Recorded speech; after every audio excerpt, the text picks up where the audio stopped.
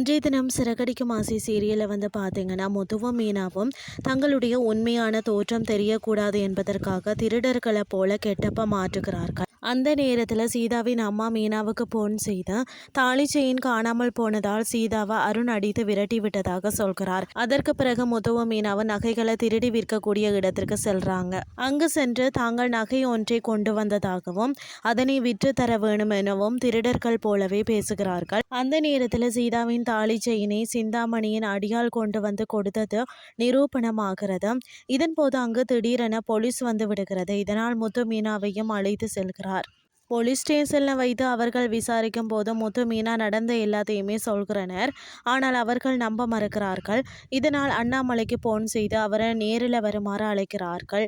விஜயா வேண்டாம் என்று சொல்கிறார். ஆனாலும் அண்ணாமலை நான் இப்போது செல்லலன்னு சொன்னால் அவர்கள் எஃப்ஐஆர் போட்டு பதிவு செய்து விடுவார்கள் என்று சொல்கிறார். அதற்கு முன்பு ரவியும் ஸ்ருதியும் அங்கு சென்று தங்களுடைய ஆதார் கார்டை காட்டி நடந்தவற்றை விளக்குகிறார்கள். இதுதான் இன்றைய நாளுக்கான எபிசோட்.